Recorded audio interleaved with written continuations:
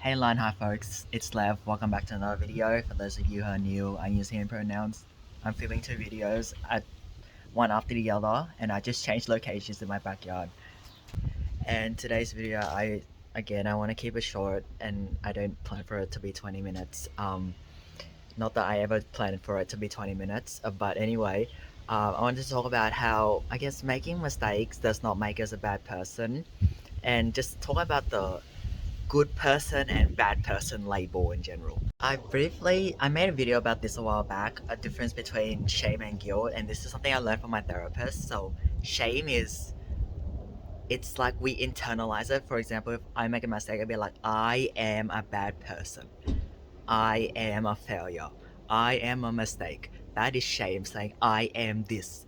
Guilt is more, guilt is a feeling. It's like I feel guilty for doing XYZ, but it's not I am, or guilt is like also I feel like a bad person, or yeah, it's the feeling. It's not like you internalize it and it's like I am a bad person for doing this. It's I feel bad for doing this. It's like guilt is like you separate the event from yourself, and shame is you think of yourself as an entirely bad person for doing it. And I do want to say, like, life, we don't have all the answers, and there are a lot of things that are uncertain to us, new to us, and it is through mistakes that we learn and grow to become a better version of ourselves. Like, if no one made mistakes, then I don't even know, like, probably not even human.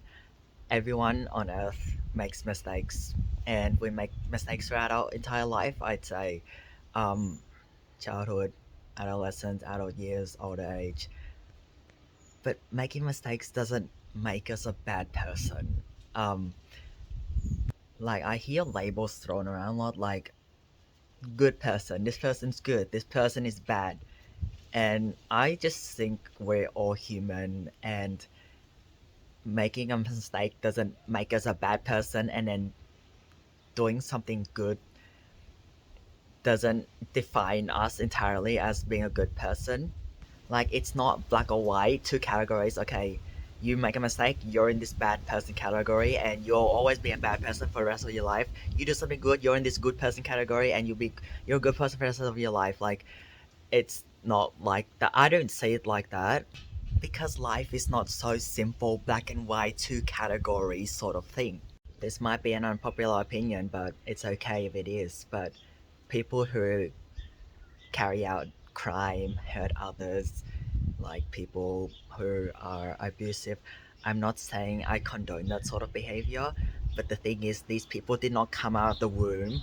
I always think this, like, these people did not come out of the womb and think, okay, when I reach this age and this point in my life, I'm gonna go and hurt this person by doing XYZ. Like, no one comes out of the womb thinking that. Like, we all have been exposed to different things in life, and sometimes the experiences we've had and the things ingrained into our heads subconsciously might lead us down a path that is not so ideal and helpful for us.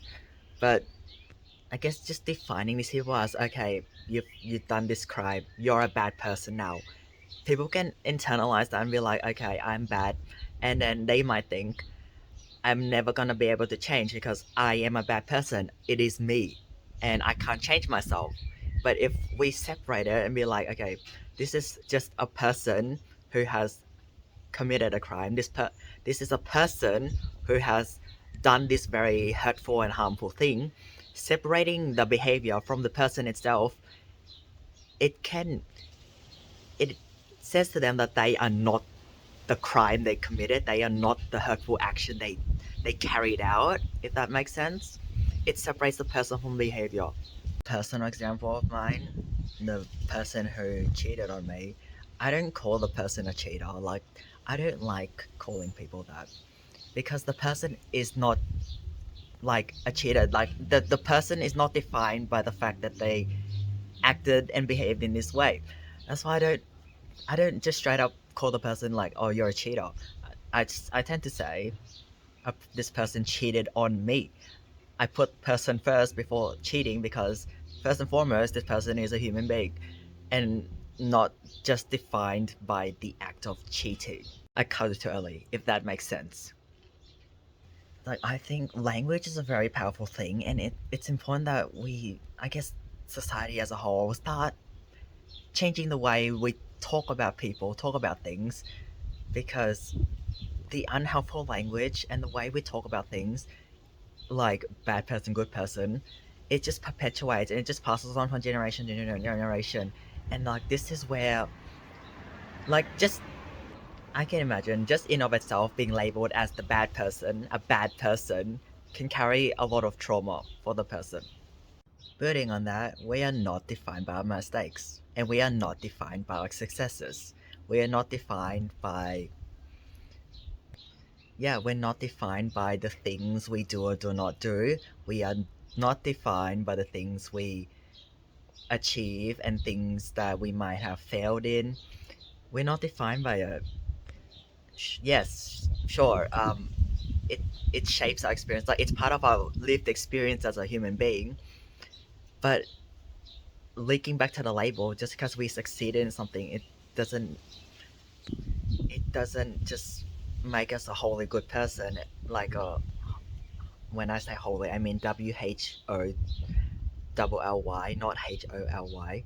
And if we make a mistake, or we fail in something, it doesn't make us a bad person. Because again, with the black and white categories, it just it just implies that the good person never makes mistakes, never does anything considered wrong, never fails, and the bad person just does no does nothing good in their life, and they are just this, abomination to society um that should be just ostracized from everyone else because they're a bad person. I think this video is gonna go on for a while, but I'm sorry about that. I just had another thought, like, also good and bad can be quite subjective. Like, what is good? Like, what is the socially acceptable standard definition of good, and what is considered? What is the definition of bad? Like, it can be very subjective at the same as well, but then, like, I see living my trans truth and being transgender in this world, I didn't see it as a bad thing, but a lot of people do see it as a bad thing. But I don't, because I'm just being me. I'm not even doing anything to anyone, right? And but then there are people in this world who see me as bad and wrong for being trans.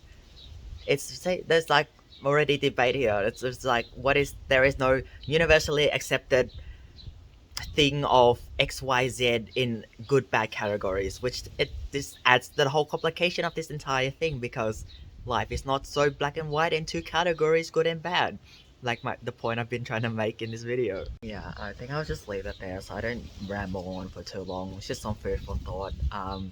Thanks for watching, folks, and I'll see you in the next video.